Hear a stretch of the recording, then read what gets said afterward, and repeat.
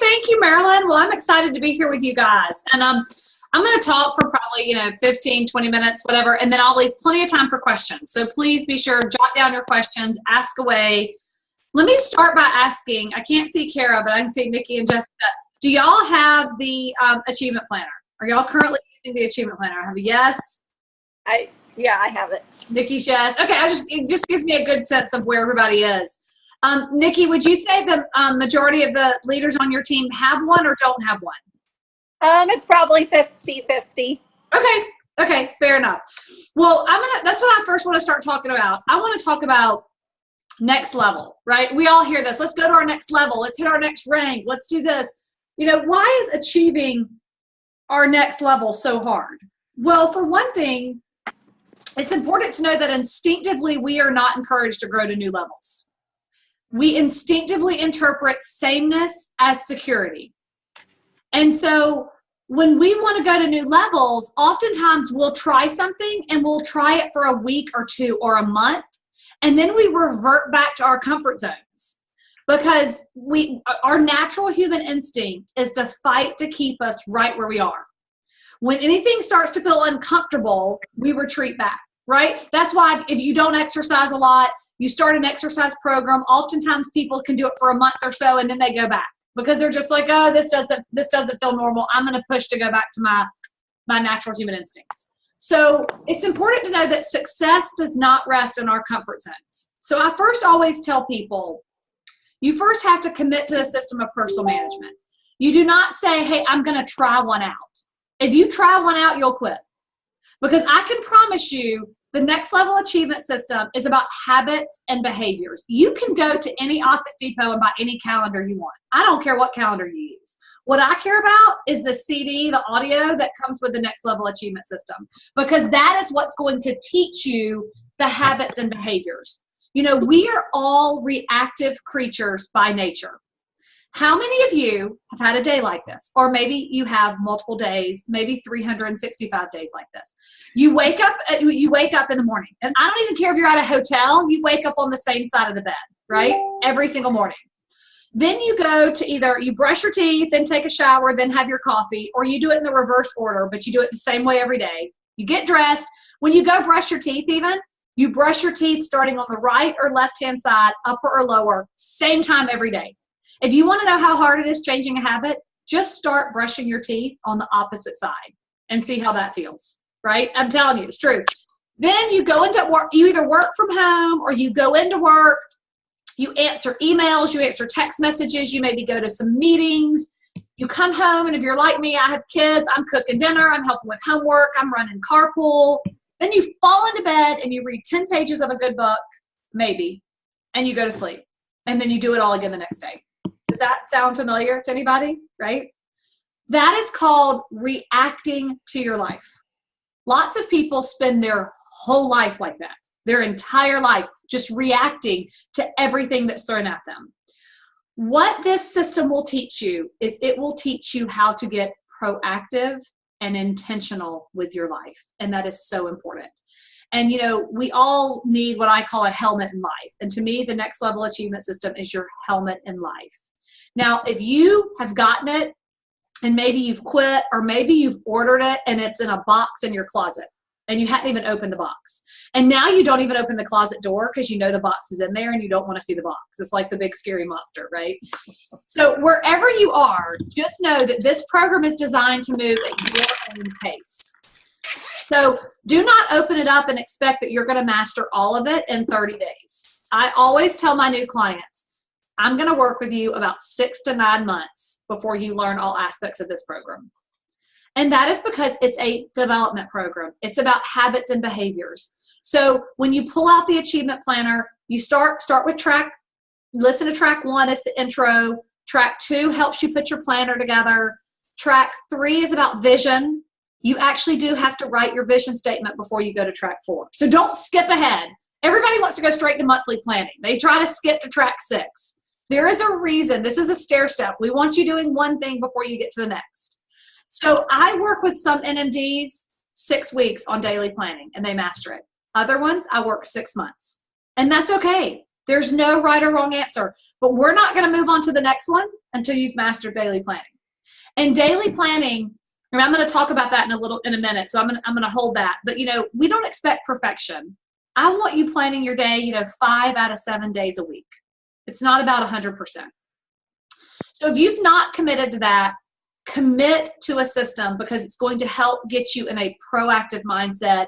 And trust me, most of us, I would say almost everybody, most of us have been living reactively for so long. It does at first feel uncomfortable to start living proactively. But just know, I tell people, when you start feeling uncomfortable, get excited, because that means you have stepped into the river of change. And you have to step into that river of change to reach your new levels. You just do. So you have to make a choice.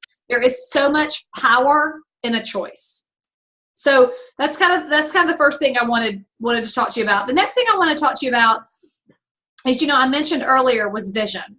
The foundation of the next level achievement system is vision statement. I know in Miriam, y'all have probably done dream boards. In the next level achievement system, you write a 5-year vision statement. Let me ask you, in the past week, you don't have to really answer this. This is a rhetorical question. I want you to think about it in your head. How much time in the past week have you intentional time? I'm not talking about haphazard. How much intentional time have you given to thinking about your vision? How much time in the past week? Think about it. Can anybody say they've given more than 10 minutes to intentionally thinking about their vision? Well, if we truly believe what we focus on grows, then don't we need to focus on our vision a little bit every day? Right? Most of us, though, are more focused on what we don't want to happen. Right? That's called worry, right? We're worried about, are we going to hit this rank? Or are we going to be able to recruit? Or are we going to make the trip? We're not spending any time visualizing what we want to happen. And a lot of times that is because we have these things called limiting beliefs. We all have these limiting beliefs about ourselves. I want each of you right now to write down one limiting belief you have of yourself and your Nerium business. Now, that limiting belief may be that this is kind of the thought that sometimes you might admit it to others. Sometimes it's the thought that you never really say out loud. But perhaps you don't think you're really deserving or worthy of what you're going to get. Perhaps you don't really believe you can get to NMD. Perhaps you don't think you're a good recruiter. Perhaps you don't think you're a good leader. What is one limiting belief? Can everybody think? And you just write one. Can everybody think of one? Now, most of our limiting beliefs go back to our childhood. Now, that's not a thing of shame and blame and all that on our parents. When we're children, our subconsciouses are wide open. Oftentimes, it's something that happened on the playground or in a school classroom, and all of a sudden, we have believed this our whole life. We have been unconsciously agreeing to this limiting belief. Like I told myself for a long time, I was not a morning person. Well, why is that? I had told myself I'm not a morning person. I had told myself that so many times, I believed it to be absolute truth. So the question is, can you say that your limiting belief is absolute truth? Or have you just been unconsciously agreeing to it for so long, you think it's absolute truth? A belief is something that we've literally just thought over and over and over again in our head. That's all a belief is. To truly change, you have to change these limiting beliefs, and you cannot change these limiting beliefs in the conscious mind. And what I mean by that is we have a conscious mind and a subconscious mind. Our conscious mind is the mind that we're aware of. Like we're aware if it's cold or hot or if you like what you're wearing. Those are the thoughts that you're aware of. Your subconscious mind is all those thoughts that are just running in the background that you're not even aware of. And do you know scientists have proven that your subconscious thoughts make up 95% of your thoughts? 95%. So has anybody ever tried to say an affirmation and you've said it so many times, you've said it for like 2 weeks in a row or maybe even a month in a row, and you finally just go, you know what, this sucks. I'm quitting. I don't like this. This isn't working for me, right? Has anybody ever done that? I have. The reason is because we say this affirmation, but we immediately go back to thinking fear and doubt, or we immediately go back to thinking our limiting belief. We're trying to change the affirmation in our conscious mind, and we have to change it in our subconscious mind. So just how do you do that? Well, one of your first homework assignments I'm going to give you some homework assignments on this call.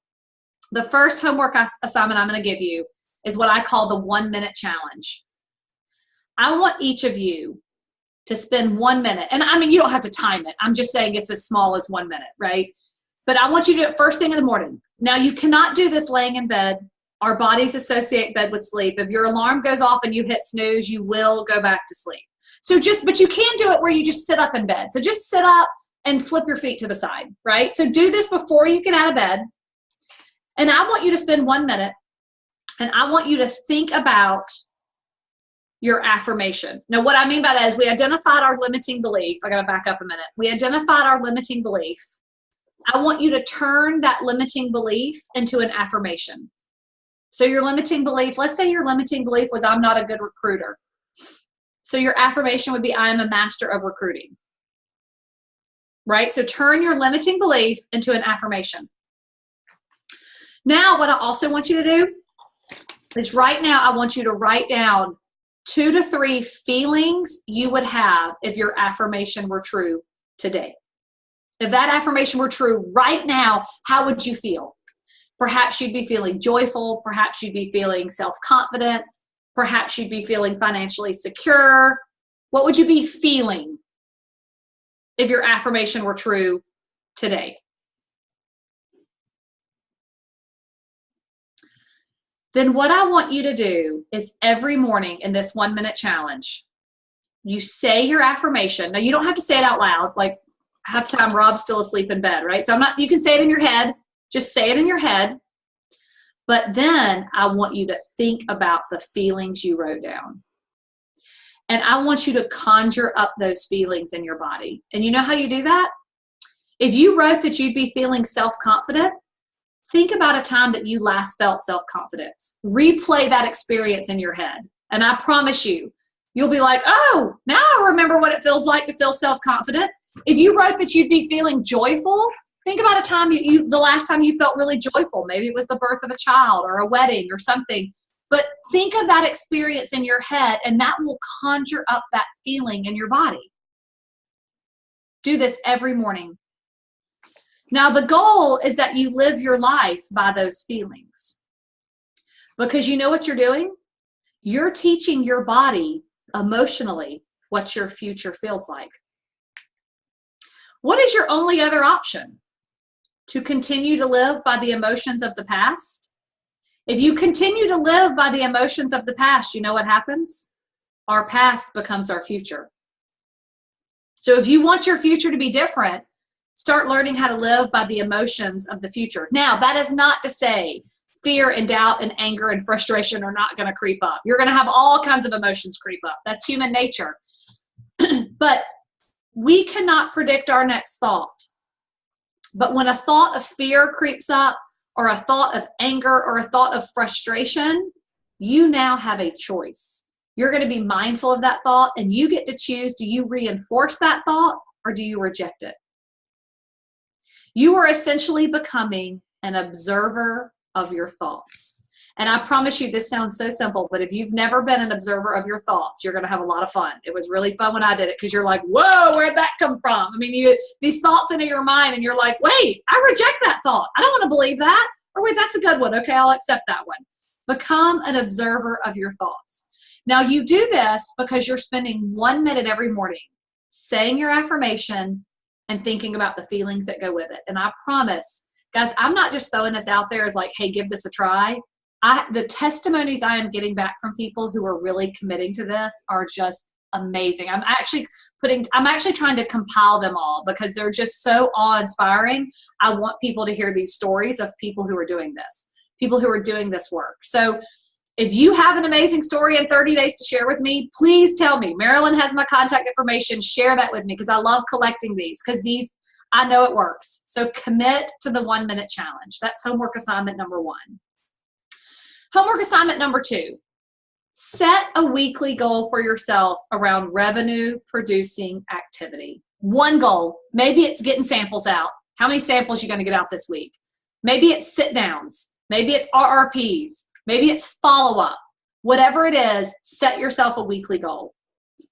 And I want your activity on a weekly basis, of your Nerium time. These are rough figures, but I essentially want you I want 75% of your time in revenue producing activity, 25% in training and communication. You know, one of the mistakes I think we make with new brand partners is when they come on board, we immediately start saying, okay, you need to attend Nerium U, you need to be on the corporate update call, you need to be on the team call, you need to be at this and that. We fill up 4 hours a week in just training. And then there's no time left for revenue producing. If they're not in revenue producing activity, none of that training is going to mean anything. It's not going to be a hill of beans. So when you're setting your weekly goals and looking at your time, make sure you're trying to say, okay, I got to make sure the majority of my time is in revenue producing activity. So set yourself a weekly goal around some revenue producing activity. And every week ask yourself, how can I get a little bit better next week? So that's homework assignment number 2, the weekly goal. Homework assignment number 3, daily planning. Back to my favorite thing, daily planning. I want you to ask yourself 2 questions every night, starting tonight. 2 questions. Question number 1, when can I work my Nerium business tomorrow? I don't care if you do Nerium full time. You got to choose. Are you doing it from 8 to 5? Or are you doing it from 8 to 12, then taking a lunch break and doing it from 1 to 5? Maybe you have a full-time job and you can only do Nerium an hour at night. That's okay, because you know what? I'm coaching several NMDs that had full-time jobs in corporate America as they got to NMD. So you know what that tells me? You can absolutely do this a little bit each day and reach your next level. But it has to be, your time has to be intentional. So number 1, block it out. If you only have 30 minutes to spend on Nerium, that's great, but block it out in your calendar. And then during that time, man, I want you to be 100% focused. You're not multitasking. So to first decide how much time do you have to work your Nerium business. And number 2, ask yourself, what am I going to do during that time? That is so important. If you only have 30 minutes to spend on your Nerium business, I don't want you spending the first 10 deciding what you're going to do. And you know what else is going to happen? You're going to go to this thing, your phone. I mean, I love my phone just as much as everybody, but you're going to start checking email and text messages and Facebook. And the next thing you know, your 30 minutes is going to be up. And if that happens, I want you to hear my voice in your head.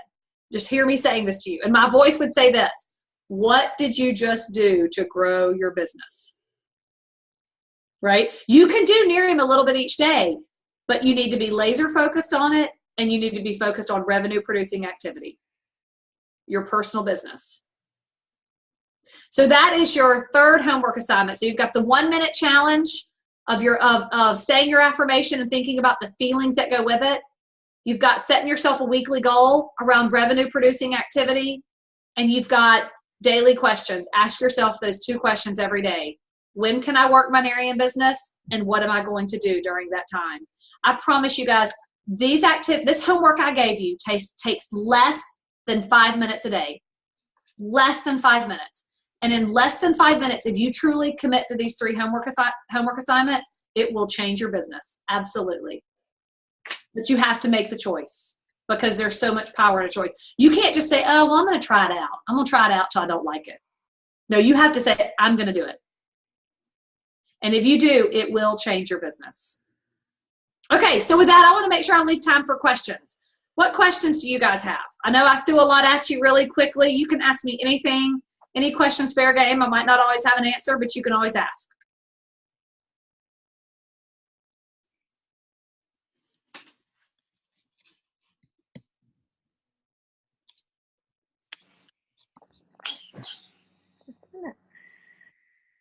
I don't know if I have any questions. I just know that I personally need to hold myself accountable and be more consistent with it.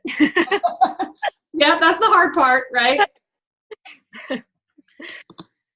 Jenni, what are some tips on holding yourself accountable and getting consistent? Because I've been through this, I know, but what do you suggest? How do you make yourself make yourself do it, basically. Yeah, well, one thing is I believe in writing clarifies thought. So, I don't care if you have to put index cards or Post-it notes on your bathroom mirror. You know what I mean? That says 1 minute challenge, weekly goal, and daily planning, right? I mean, but you have to have this in front of you reminding you, right?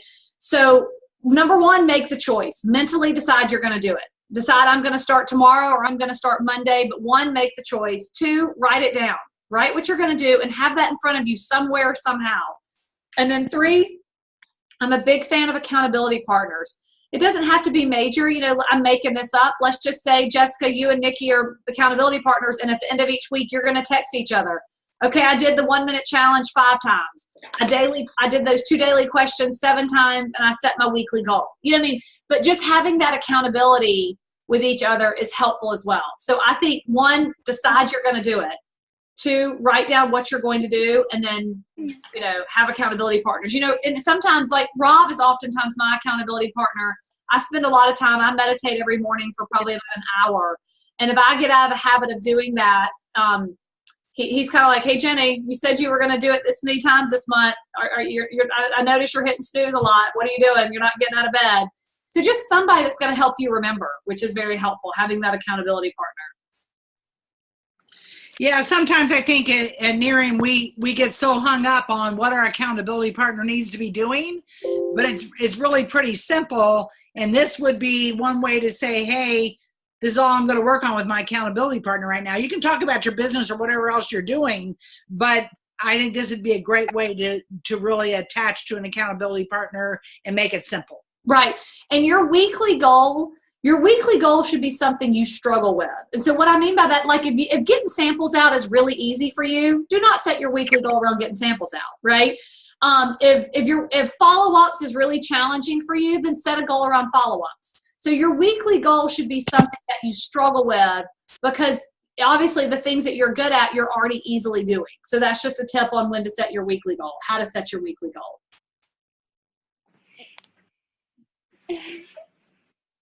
Hello. Hello, you got a question?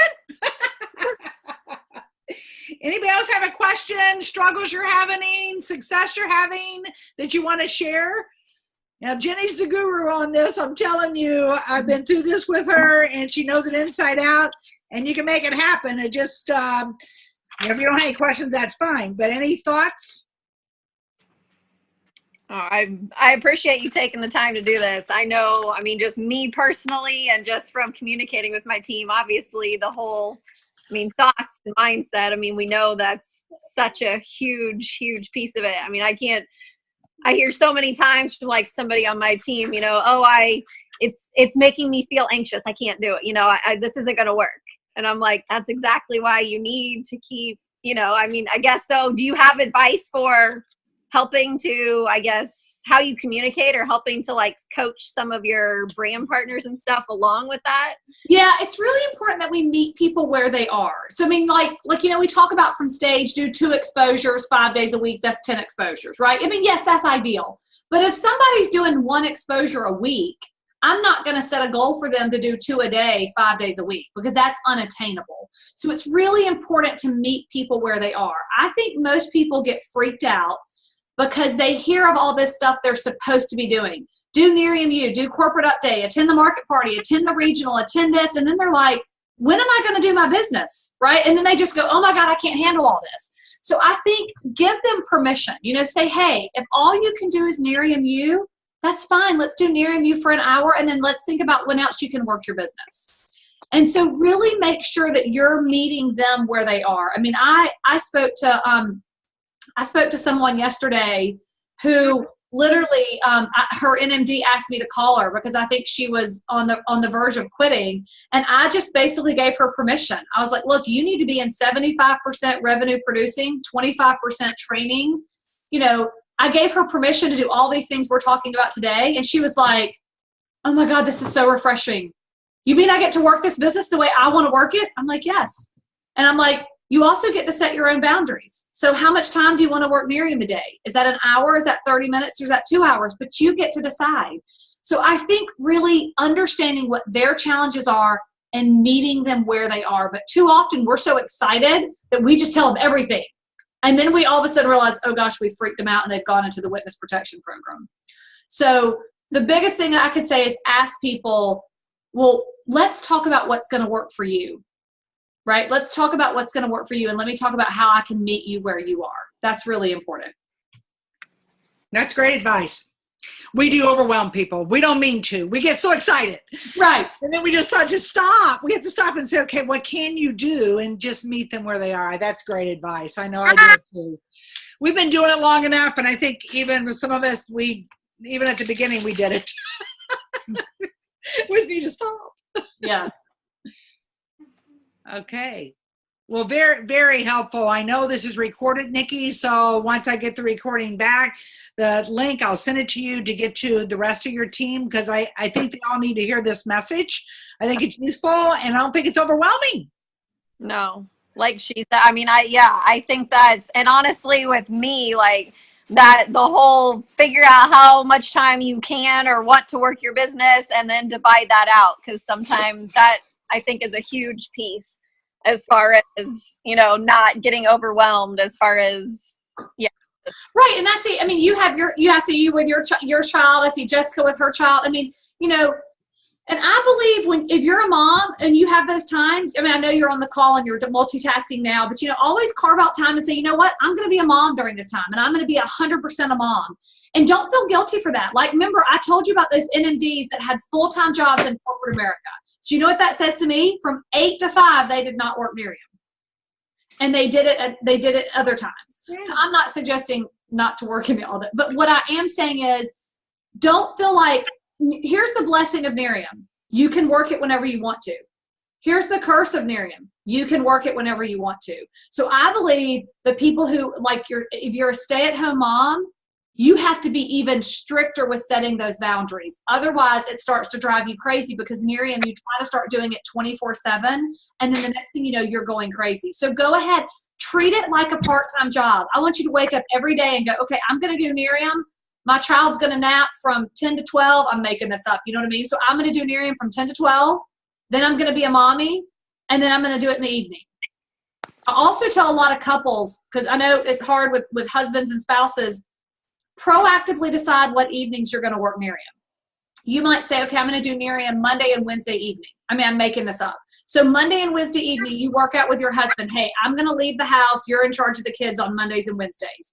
So Mondays and Wednesdays, you might be going to do RRPs. You might be going to Starbucks to work your personal business, but you have that schedule set. Tuesdays, Thursdays, you're home. Maybe you do Zooms after the kids go to bed. Your spouse will love you for that. I mean, I have saved many spousal arguments by setting up that arrangement, just by saying, and it's not about 100%, but imagine if you could have that schedule 80% of the time, and your spouse knew, okay, Mondays and Wednesdays, I got to be home by 5 because she's out working her business, and then the other night you were home. And granted, then you just go out to your team and you say, hey, team, I can show up in person for RRPs on Mondays and Wednesdays. Otherwise, I can Zoom in after 8 o'clock when the kids go to bed on Tuesday, Thursdays. And if they know that in advance, 80% of the time, that schedule will work. That's great advice. I know we have quite a few stay-at-home moms here on the line. And my other job, I work from home. I have a 15-year-old, which is, that's another whole story. But I sometimes become consumed because all you're doing is Miriam, and then I go back and forth, and it's like, just stop and just schedule it when you're going to do it. Right, schedule it. And so don't pretend that you're going to do Miriam all day today. You have another job, and that's being a mom, right? And so go be really good at that job, and go be 100% focused on it, and then schedule when you're going to do Miriam. And if you can do that, it will bring such peace to yourself and to your family. Because it's, when you try to just do it all the time, all day long, and fit it in and answer a phone call and change a diaper and do all that at the same time, it's just maddening. You can only do that for so long, and then you grow frustrated.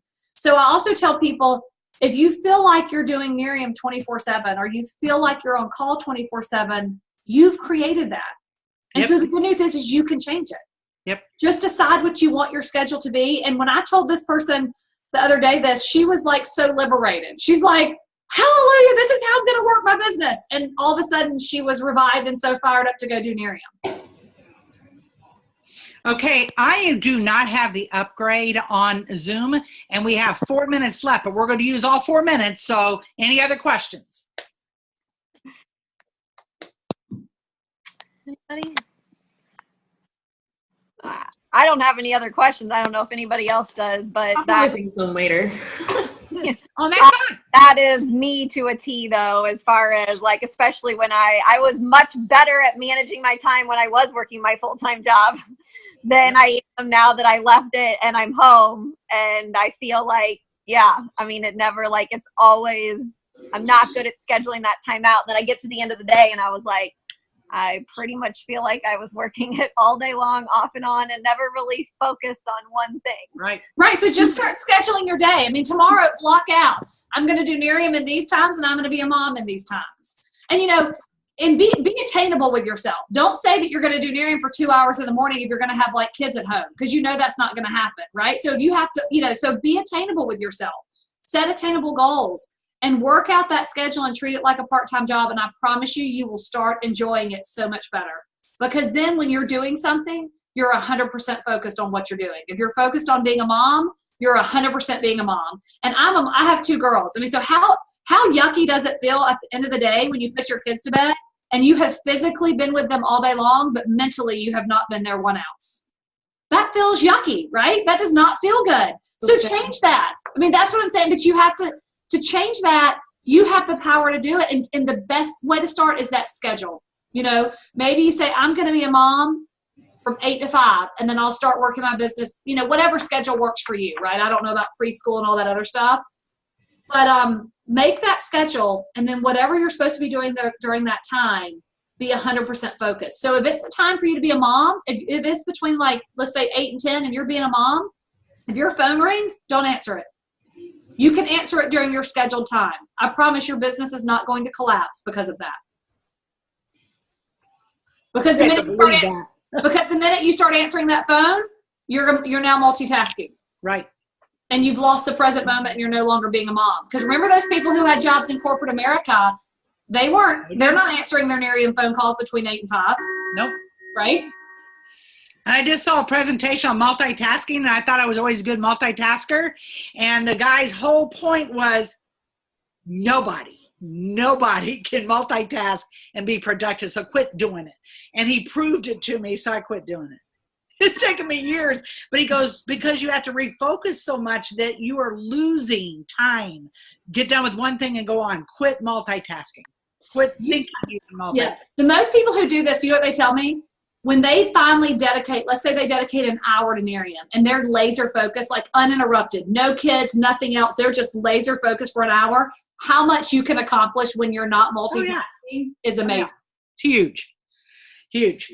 Well, we're going to run out of time. Jenni, I really, really appreciate you taking the time and getting on with Nici's team, the whole team. This will be recorded. It'll go out, Nici, as soon as I get it. But thank you. Thank you very, very much. You're welcome. Nice being with y'all. Bye, guys. Thanks. Thanks.